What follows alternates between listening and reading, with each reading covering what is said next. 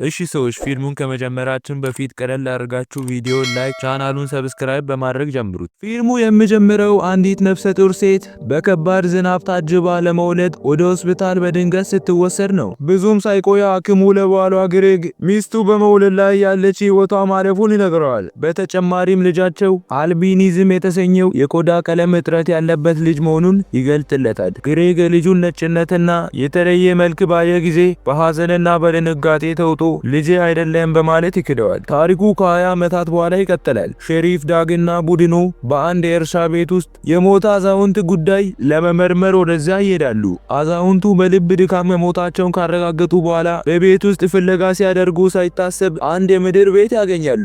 በዚያ ውስጥ አንድ የተደበቀ ወጣት ያገኛሉ። ወጣቱ በምንም አይነት መንገድ ከምድር ቤቱ ለመውጣት ፈቃደኛ አይሆንም። ሼሪፍ ዳግ ልጁ ፈርቶ እንደሆነ በመጠራጠር ጄሲ ካልዲዌል የተባለች የህፃናት አገልግሎት የስነ ልቦና ባለሙያ እርዳታ እንድትሰጣቸው ይጠራሉ። ጄሲ በጨለማ ጥግ ተደብቆ የነበረውን ልጅ አበረታታ ወደ ፀሐይ ብርሃን እንዲመጣ ታደርገዋለች። በዚያን ጊዜ እጅግ ነጭ የሆነው ቆዳው በግልጽ ይታያል። ስሙ ጄሬሚ ሪድ ይባላል። ነገር ግን በቆዳው ቀለም ምክንያት ፓውደር የሚል ቅጽል ስም ይሰጡታል። ፓውደር ያንን ቤት ለሀብታም ቢሆን ለቆ ወጥቶ እንደማያውቅ ይገልጻል። ጄሲ አያቱ ስሞት ለምን ፖሊስ እንዳልጠራ ስጠይቀው ምስኪኑ ወጣት አያቱ ሰው ካየ ይወስደዋል ብሎ አስጠንቅቆት እንደነበር ያስረዳታል። ራሱን ለማስተማር በቤት ውስጥ ትንሽ ቤተ መጻሕፍት ያቋቋመ ሲሆን በውስጡ ያሉትን መጻሕፍት በሙሉ በቃሉ ይዟቸዋል። ፓውደር የያዛቸው መጻሕፍት ማንኛውንም አንቀጽ ያለምንም ስህተት መድገም እንደሚችል ይናገራል። ጄሲ የፓውደርን የማስታወስ ችሎታ ለመፈተን ለኮሌጅ ተማሪዎች የሚሆን ከበድ ያለ መጽሐፍ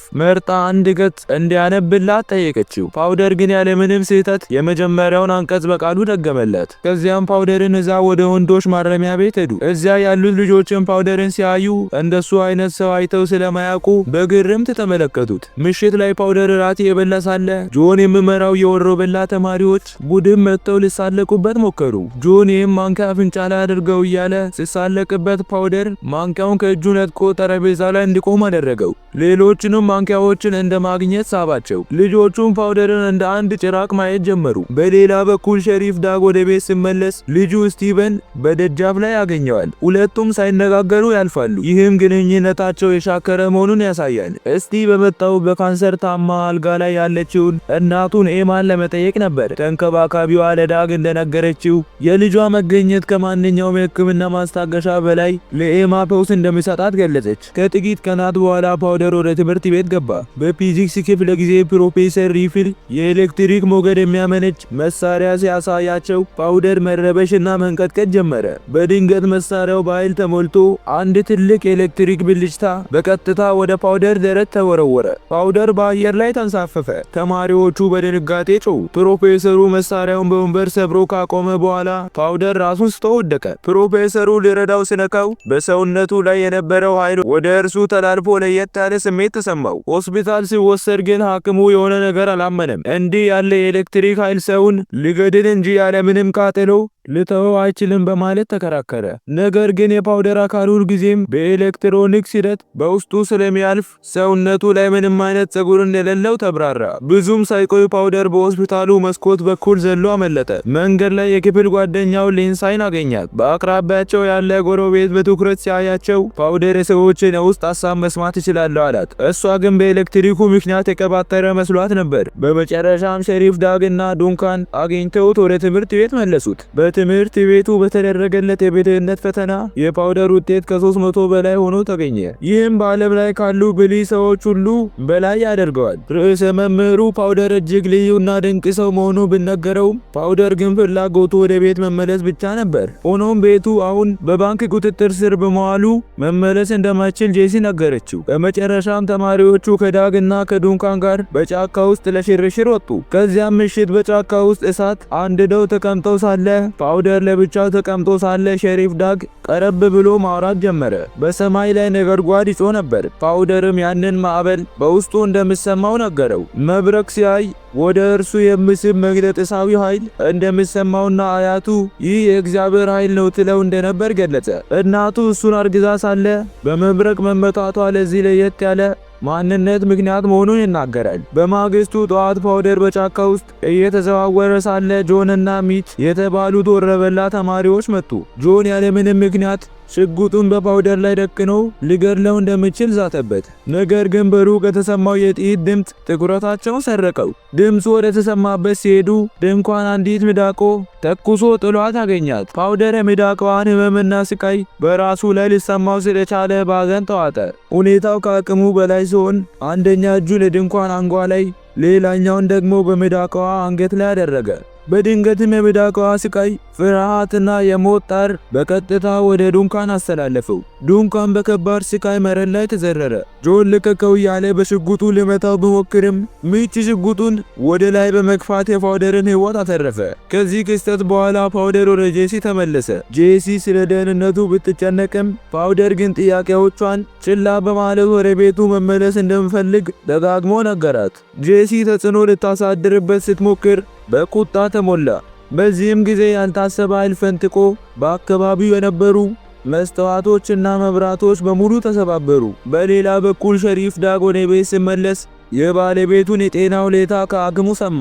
ባለቤቱ ከባድ ህመም ላይ ብትሆንም አሁንም ለምን ህይወቷ ማለፍ እንዳልፈለገ ዳግ አልገባውም። ሐኪሙ ግን ባለቤቱ መግባባት ስላልቻለች ምክንያቱም ማወቅ እንደማይችል ነገረው። በማግስቱ ፓውደር በምግብ አዳራሽ ውስጥ ለብቻው ተቀምጦ ሳለ ፕሮፌሰር ዶናልድ ወደ እሱ መጣ። ፕሮፌሰሩ በትምህርት ቤት በነበረው አደጋ ወቅት ፓውደርን በነካው ጊዜ በውስጡ የተለየ ኃይል እንደተሰማው ገለጸለት። ያ ኃይል እጅግ ብርቱ ከመሆኑ የተነሳ እንደገና የወጣትነት ስሜት እንዲሰማው እንዳደረገ ነገረው። ስለ አልበርት አይንስታይን ንድፈ ሐሳብ አወጋው። ቪዲዮን እስከዚህ ካያችሁ ወዳችሁታል ማለት ነው። ላይክ ያላደረጋችሁ ላይክ አድርጉ። አንድ ሰው የአእምሮ 100% መጠቀም ብችል የማይታሰቡ ነገሮችን ማድረግ እንደሚችልና ምናልባትም ፓውደር ይህንን እያደረገ እንደሆነ ጠቆመው። ዶናልድ ከፓውደር መማር ስለምፈልግ ጓደኛ መሆን እንደምፈልግ ገለጸለት። ፓውደር ትንሽ ካመነታ በኋላ ተስማማ። በሌላ በኩል ሸሪፍ ዱንካንን ለመጠየቅ ወደ ቤቱ ሄደ። ዱንካን ቀደም ሲል የለየለት የአደን አፍቃሪ ቢሆንም አሁን ግን መሳሪያዎችን በሙሉ ከቤቱ አስወግዶ አገኛቸው። ምክንያቱም ሲጠይቀው ዱንካን በስሜት ተውጦ የሆነውን ነገር ነገረው። ፓውደር የሚዳቋዋን ስቃይ ወደ እርሱ ሲያስተላልፍ የሞት ጣር ምን ያህል ከባድ እንደሆነና የነፍሰ ግድያው ስቃይ ስሜት በራሱ አካል ላይ እንደተሰማው ገለጸ። ይህ ክስተት ትልቅ ጠባሳ ጥሎበት አሁን መሳሪያ መያዝ እንኳን እንደማይችል አመነ። ይህንን የሰማው ዳግ አንድ ብልህ ሐሳብ መጣለት። ፓውደር ያለውን የሐሳብ ንባብ ችሎታ ተጠቅሞ በሞት አፋፍ ላይ ካለችው ባለቤቱ ከኤማ ጋር እንዲያነጋግረው ፈለገ።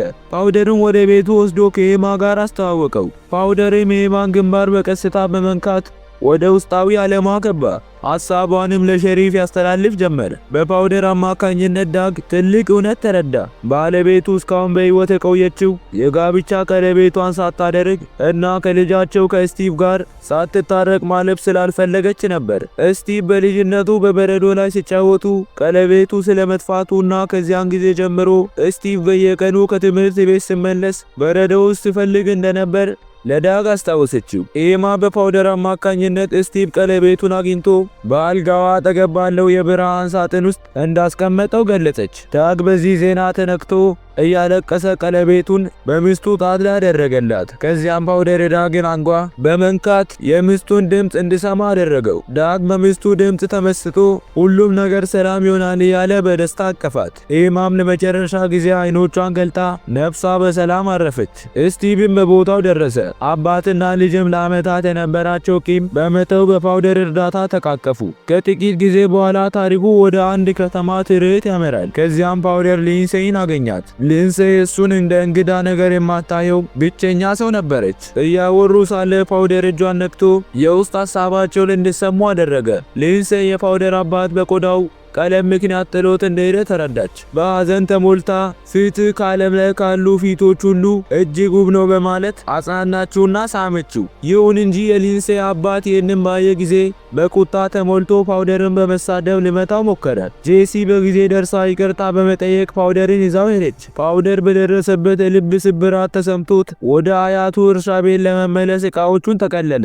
እየወጣ ሳለ ግን ጆንና ጓደኞቹ ቅርጫት ኳስ ሲጫወቱ አያቸው። ሊያልፍ ሲል ጆን መንገዱን ዘግቶ ባርኔጣውን ቀማው። ልዩ ኃይልን ተጠቅመ ባርኔጣን መልስ ብሎ ቢገዳደረውም ፓውደር ግን ኃይሉን ከመጠቀም ይልቅ ወደ ጆን ውስጣዊ ዓለም ገባ። ፓውደር ወደ ጆን ውስጣዊ ዓለም በመግባት በአሳዳጊ አባቱ ይደርስበት የነበረው ስቃይ ተረድቶ የጆን አሳዳጊ አባት የሟች እውነተኛ አባቱ ባርኔጣ ቀምቶት አሁን ጆን በፓውደር ላይ እንደሚያደርገው ይሳለቅበት እንደነበር አወቀ። ሆኖም ይህ እውነት መገለጡ ጆንን ይበልጥ አበሳጨው። በኃይለኛ ዝናብ ውስጥ ፓውደርን ወደ ውጭ ጎትቶት በማውጣት ልብሱን አስወልቆ ጭቃ ውስጥ ዘረረው። ይህም ነጭ ቆዳው በግልጽ እንድታይና እንዲዋረድ ለማድረግ ፈልጎ ነበር። ፓውደር ውርደቱ ሲበዛበት በሰውነቱ ውስጥ ያለውን ኃይለኛ የኤሌክትሮመግነጢሳዊ ሞገድ ለቀቀው። ይህም ሁሉ ወረበላ ተማሪዎች በየቦታው በተናቸው። ጆን ግን ልቡ ቆመና ወደ ሞት አፋፍ ደረሰ። ፓውደር ባደረገው ነገር ተጸጽቶ ወዲያውኑ ልዩ ኃይሉን በመጠቀም ለጆን የልብ ትርታ ማነቃቂያ ያደረገለት። ጆንም ወደ ህይወት ተመለሰ። ይህ ድርጊት ሁሉንም አስገረመ። በተለይም ሚኪ ፓውደርን ለመርዳት ወስኖ በድብቅ ወደ አያቱ እርሻ ቤት በመሄድ መኪና ውስጥ እንዲሳፈር አደረገው። ፓውደር ወደ ቤቱ ቢደርስም ንብረቶቹ በሙሉ በባንክ ተወርሰው አገኟቸው። ጄሲ ልታጽናናው መጣች። እሱ የሚረዳበት እና የሚከበርበት የተሻለ ቦታ እንደምትፈልግለት ቃል ገባችለት። ፕሮፌሰር ዶላርድም አብሯቸው ነበር። ሊወጡ ሲሉ ሸሪፍ ዳግና ድንኳን ደረሱ። ጄሲ ፓውደርን እንዲለቀው ዳግን ተማጸነችው። ዳግም ፓውደር ከልጁ ጋር ስላስታረቀውና ውለታ ስላለው እንዲሄድ ፈቀደለት። በዚያ ቅጽበት ኃይለኛ ነጎድጓድ ተከሰተ። ፓውደር ወደ ሜዳው መሃል የሮጠ ሄደ። ሁሉም ተከተሉት። በድንገት አንድ ታላቅ መብረቅ ወርዶ ፓውደርን በሚያሳውር ደማቅ ብርሃን ውስጥ ተዋጠ። ፊልሙ ሲያበቃ የመጨረሻው የነጎድጓድ ድምፅ ተሰማ። ይህም ፓውደር ወደ መጣበት የብርሃን ዓለም ወደ ሰማይ መመለሱን አበሰረ። ፊልሙ በዚህ ያልቃል። ቻናሉን ሰብስክራይብ፣ ቪዲዮ ላይክ ማድረጋችሁን እንዳትረሱ።